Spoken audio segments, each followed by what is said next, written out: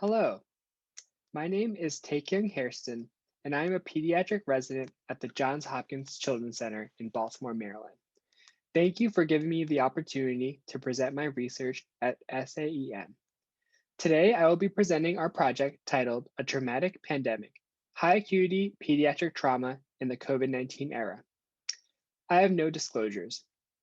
COVID-19 has shifted the utilization of healthcare resources in many different arenas, even during the beginning of the pandemic. Decreased utilization of emergency department services during the pandemic are being seen globally. These trends may be reflecting a collective fear of hospitals as highly infectious zones and the downstream effects of quarantine and self-isolation. There is a growing body of research looking at how chronic illness in the adult population are being exacerbated during the COVID-19 pandemic. But our question was, are there changes in trends of non-chronic medical problems such as traumatic injury? Limited data exist on the changing epidemiology of high acuity traumas in pediatric patients during the COVID-19 pandemic. The objective of our study was to identify changes in the numbers and types of traumas presenting to a level 1 pediatric trauma center during the COVID-19 pandemic compared to prior years. Our hypothesis was that changes associated with the COVID-19 pandemic have significantly altered the number and types of traumas presenting to a level 1 pediatric trauma center. So we compared high acuity trauma visits, which we defined as traumas requiring admission, emergency surgical intervention, or resulting in a fatality, presenting between January 1st through September 1st, 2020, to corresponding months in 2017 through 2019. We then stratified trauma visits by level of acuity, injury zip code, and mechanism of injury. We also compared trauma diagnosis trends with mean ED visits during the COVID-19 pandemic versus previous years. We evaluated changes in mechanisms of injury, injury severity score, and area deprivation index, a measure of socioeconomic disadvantage during this time period. Data were analyzed using longitudinal time series analysis, t-tests, and tests of proportions. Out of the 480 traumas from January to August 2020, 227 of them were high acuity traumas. The average ISS was 9.8. High acuity assaults were from the most disadvantaged areas. Physical child abuse cases were from almost all ADI state deciles. And this first graph shows high acuity traumas by month with lines corresponding to different years. And you can see by this graph that high acuity traumas declined significantly as a state of emergency was declared to a nadir of 16 in April 2020. And as restrictions were lifted, high acuity traumas significantly increased and surpassed previous years to a peak of 40 visits in August 2020. This second graph demonstrates that high acuity traumas as a proportion of total emergency department visits were higher from March to August 2020 compared to prior years. And this table demonstrates that we also found that there were significantly more visits for high acuity assaults and suspected or confirmed physical child abuse, but fewer for falls, drownings, and motor vehicle accidents from March to August 2020 compared to prior years, while visits for animal attacks remained stable. And so our findings show a potential increase in assaults and physical abuse during the COVID-19 pandemic, associated with documented increases in mental health crisis and socioeconomic stressors. Further research is needed on factors associated with interpersonal violence during the current pandemic, and these findings may be used to guide public health measures on safety and injury prevention as the pandemic continues and further restrictions are debated. I want to acknowledge my principal research mentor, Dr. Badaki, for all of her help, as well as the rest of our COVID Kids trauma team. My references are listed here, and I am happy to take any questions you may have. Thank you again for this opportunity. Good afternoon. My name is Pooja Desai, and I am a Pediatric Emergency Medicine Fellow from Indiana University School of Medicine, Riley Hospital for Children. Thank you for joining me today as I present our abstract, Identification of Bias in Ordering Further Imaging in Ethnic Groups with Indeterminate Ultrasound for Appendicitis. I have no conflicts of interest to disclose. Appendicitis is one of the most common surgical emergencies in childhood. Approximately 5% of children presenting to emergency rooms with abdominal pain have acute appendicitis. It has been shown that about 10 to 30% of pediatric appendicitis cases exhibit complications, including perforation. Recent studies have shown a higher incidence of complications from acute appendicitis in Hispanic populations. Historically, Hispanic ethnicity has been shown to be a risk factor for complications. However, 3 statewide studies found little evidence of racial disparities in perforated acute appendicitis rates. Some investigators, while assessing socioeconomic factors that may affect access to health care, for example, found that Hispanic ethnicity alone was a risk factor for complications. This study, which was a sub-analysis of larger data, sought to answer the question of whether ethnicity drives further testing after initial radiologic imaging has been obtained. Our aim was to compare the use of CT scan in the diagnosis of pediatric acute appendicitis between Hispanic versus non-Hispanic populations when ultrasound is indeterminate. Data for this study was obtained from pre-existing Riley Children's Hospital REDCap and additional information obtained via EMR review in accordance with the IRB guidelines. Our study is a retrospective cohort study of Hispanic and non-Hispanic patients aged 2 to 18 who presented to the pediatric emergency department with right lower quadrant abdominal pain in our urban tertiary institution over a 1-year period. Both groups were subdivided into positive, negative, and indeterminate ultrasound findings for appendicitis. We analyzed each subgroup based on those who had further radiological imaging CT done. Percentages and chi-square tests compared categorical data, means and t-test analyzed numerical data. A total of 471 ultrasounds were performed to evaluate for acute appendicitis, with 162 for Hispanic children and 309 for non-Hispanic children. 56% of the 162 Hispanic patients had indeterminate ultrasound scans, and 50% of the 309 non-Hispanic patients had indeterminate ultrasound scans. 30% of the 90 Hispanic patients with indeterminate ultrasound scans received CT scans, and 32% of the 155 non-Hispanic patients with indeterminate ultrasound scans received CT scans. Of the 27 Hispanic patients that received CT scans, 25% were positive for appendicitis, 60% negative, and 11% indeterminate. Of the 50 non-Hispanic patients that received CT scans, 17% were positive for appendicitis, 62% negative, and 8% indeterminate. Chi-square analysis comparing the proportion of CT scans received for indeterminate ultrasound between Hispanic and non-Hispanic groups was 0.135 with a p-value of 0.71, hence showed no statistically significant difference between the two groups. In conclusion, this study demonstrated similar utilization of advanced imaging, and there was no significant difference in the number of CT scans ordered for indeterminate ultrasound scans between Hispanic and non-Hispanic populations. This would suggest there is not an inherent bias towards ordering advanced imaging in Hispanic children based on ethnicity alone.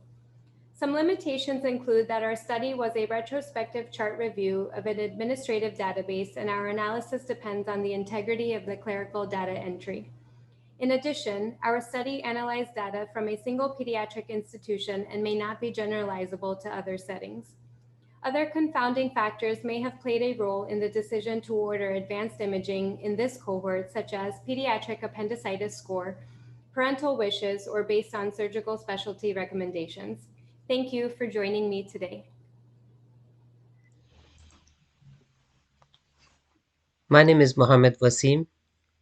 Today's abstract is there association or relationship between toxicology status and gunshot injuries in children?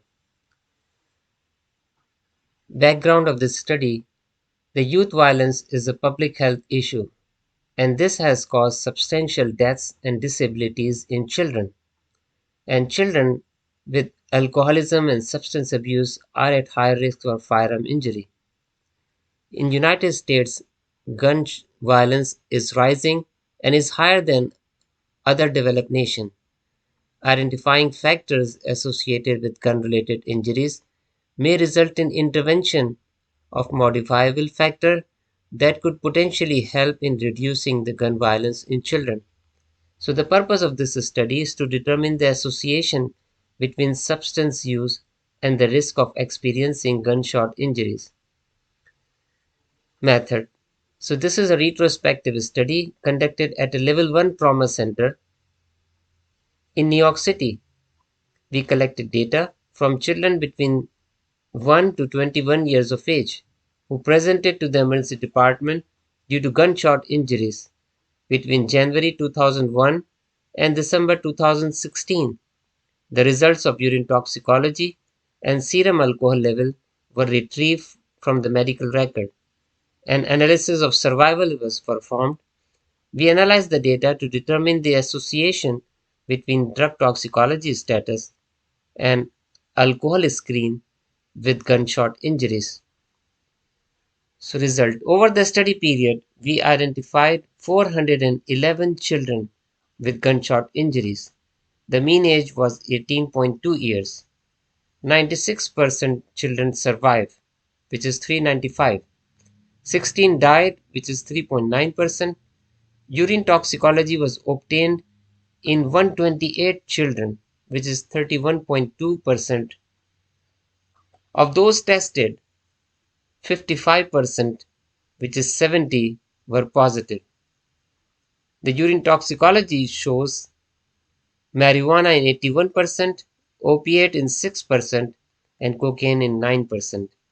Regarding the presence of alcohol, 61% tested, which is 251 children, and 29% were positive, which is 72 children.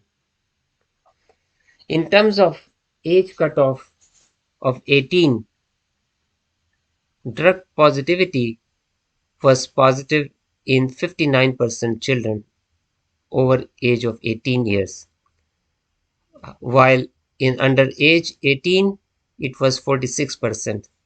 So we did not find any statistical significance with the p-value of 0.2. So we concluded that the pediatric gunshot victims that were screened for drug and alcohol had a high positivity rate. More children were tested for alcohol than drug. For victims who had toxicology testing obtained, 55% were positive for drug. For victims tested for alcohol, 29% were positive. More victims, means 61% versus 31%, were tested for alcohol than drug. This study may suggest an association between substance abuse and gun-related injuries. However, these results should be interpreted with caution. Although positive tests does not necessarily mean that they are intoxicated. However, these results suggest a need to consider substance abuse in research and prevention program for gun-related injuries. Hi, my name is Jeff Markowitz, and our poster is titled Team Resuscitation Assessment for Pediatrics, or TRAP for short, Creation and Validation of a Real-World Pediatric Resuscitation Performance Tool. We have no disclosures. So despite pediatric resuscitations being relatively rare events, we know that they're also high risk and high stress. Currently, there's no validated tool for assessing team performance during real resuscitations in the pediatric emergency department. We know that there is strong data demonstrating that real-time videography review of resuscitations improves resuscitation quality metrics. To that end, we worked to modify an existing simulation-based team assessment tool for use in video review of real patient resuscitations in the pediatric emergency department. We used consensus methodology to modify the simulation team assessment tool, or STAT for short, which has been validated in the simulation environment by pediatric emergency researchers at Seattle Children's. So first, in order to shorten and improve the feasibility of the tool, we divided the STAT into 3 subtools, which were for the management of cardiac arrest, emergency airway, and team leadership. We then asked a nationwide group of pediatric resuscitation experts to rank each element as essential, important but not essential, or not necessary. Based on LASHI's Content Validity Index, we retained or dismissed elements, allowing us to utilize a 1-round survey model. This method dictates how many experts must deem an item essential for it to be retained. Ultimately, this process led us to retain 65 out of 101 total elements between the three subtools. 57% of the elements in the emergency airway subtool were retained, 69% in the cardiac arrest subtool, and only 16% in the team leadership subtool were retained. The figure in the center of the poster shows each element from the original cardiac arrest subtool. Items at the top were unanimously deemed essential by the experts, while items at the bottom were near unanimously deemed not essential. Items in green were ultimately retained in the final clinical version of the tool, while items in red were excluded. Some examples of items near the top that were unanimously deemed essential are assesses airway, assesses breathing, correct hand placement during CPR, and doses meds appropriately. The element closest to unanimous dismissal was orders appropriate lab testing within 5 minutes. Some examples of elements narrowly dismissed, with 73% of experts deeming them essential, are follows PALS guidelines and uses appropriate advanced airway. Although there was a significant difference in the proportion of elements retained in the cardiac arrest and emergency airway subtools compared to the team leadership subtool, it's important to note that no experts ranked any of the elements of the team leadership subtool as not necessary, meaning that at the very least, they were all marked important but not essential.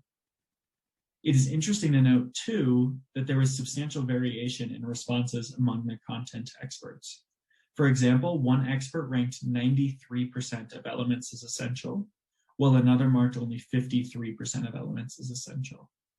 In terms of utilization of each survey response, essential was utilized disproportionately more than the other responses at 77% of the time. Meanwhile, not necessary was seldom employed at just 1.5% of the time. This indicates significant congruence between items deemed important in simulated resuscitations and items deemed important in the real-world emergency department resuscitations. In conclusion, we were able to modify a pediatric resuscitation clinical performance tool from simulation-based to real-world-based using a consensus methodology.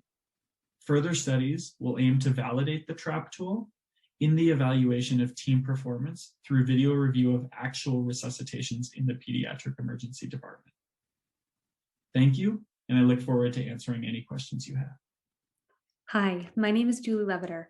This study is entitled Point of Care Ultrasound or POCUS Curriculum for Endotracheal Tube Conformation for Pediatric Critical Care Transport Team, or PCCT, through remote learning. POCUS portable devices can help with confirming endotracheal tube placement in the pre-hospital setting. The COVID pandemic has necessitated an education shift to virtual platforms, and this is a novel curriculum to teach POCUS for endotracheal tube conformation to a PCCT using remote learning. We use this Kern 6-step approach to curriculum development and started with a needs assessment of the PCCT. The learners were equipped with a pocket-sized Butterfly IQ handheld ultrasound device. The objectives of this curriculum are: 1, image acquisition by the direct and indirect methods, the direct being observing the double trachea sign or lack of, and indirect being observing bilateral lung sliding or lack of. The second objective is accurate ultrasound image interpretation. The third is using the ultrasound clinically to assess endotracheal tube placement. And the fourth is knowledge and skill retention at 3 months. Let me take you through the components of this novel curriculum. It started with an interactive lecture via Zoom. The participants then went on their own to complete asynchronous online learning modules. After that, they came back and did a hands-on session via tele-ultrasound with Mastery Learning with myself. They then went on to do independent POCUS scanning and received expert feedback within 24 to 48 hours. The testing portions of the curriculum included a pre-test that occurred before their interactive initial lecture. then an immediate post-test after their hands-on session. 2 weeks after that, they did a 2-week post-test. And then 3 months afterwards, they did and still are doing 3-month delayed post-test and skills reassessment. This is the ongoing portion of the curriculum at this point. In terms of results, most PCCT members have had no prior POCUS training, but were able to demonstrate mastery during the skills sessions and demonstrated knowledge improvement and short-term knowledge retention. You can see in this chart that the knowledge scores for both knebology and endotracheal tube tests improved after the hands-on session, as well as in the 2-week post-test. In conclusion, participants demonstrated immediate skill and knowledge improvement. And this study is ongoing to evaluate the delayed knowledge and skill retention. But this fully remote curriculum is a promising option for teaching skills during the COVID pandemic, as well as for remote locations. You can feel free to contact me with questions or interest in collaboration at julie.leviter@yale.edu. And I would like to also thank the Pediatrics Award for Innovation from Yale for its support, as well as to the Pediatric Critical Care Transport team at Yale for your participation. Thank you. Good evening. My name is Kirti Chinarasappa, and I'm a third-year pediatrics resident from Nationwide Children's Hospital, and today I'll be presenting outcomes in well-appearing infants admitted for evaluation for serious bacterial illness. Young infants often receive a full workup for sepsis when they present to the ED with fever, hypothermia, or other markers of infection. Incidence of serious bacterial illness, or SBI, is only 8 to 13%, so most well-appearing infants will have a brief, uneventful hospitalization without requiring an escalation in care. Limited studies currently exist that describe the hospital course of such infants. Our study aims to provide a descriptive analysis of the outcomes and need for escalation in care in well-appearing infants admitted for the evaluation of an SBI. We performed a retrospective chart review on all infants 0 to 28 days admitted from our ED to the floor for evaluation of SBI between 2009 and 2019. This was about 2,136 infants. Well-appearing was defined as infants without prematurity, signs of localized infections such as cellulitis, or significant comorbidities. The remaining cohort, which was 1,528 infants, were reviewed for escalation of care after floor admission. Escalation of care includes receiving intravenous fluid boluses, supplemental oxygen, transfer to the ICU, or hospitalization beyond 72 hours. Before we get to the results, we will define a few key terms. Serious bacterial illness includes UTI or urinary tract infection, bacterial meningitis, bacteremia, and pneumonia. Viral encephalitis refers to a positive CSF panel for viral infections such as enteroparechovirus. HSV indicates that herpes simplex virus is positive in the blood or CSF. Serious illness denotes the presence of the aforementioned and serious bacterial illness. So Table 1 categorizes the type of serious illnesses. We can see here that urinary tract infections are the most common SBI. Moving onward, in Table 2, this shows the demographics. We can see that white race and younger age were associated with need for escalation of care measures. Presence of fever and other race were associated with presence of SBI. Table 3 shows the relationship between type of serious illness and type of escalation of care received. Viral encephalitis was associated with the need for IV fluid bolus during admission. HSV meningitis/viremia was associated with hospitalization over 72 hours and oxygen requirement during hospitalization. All serious illnesses were associated with the need for floor IV fluid bolus and hospitalization over 72 hours.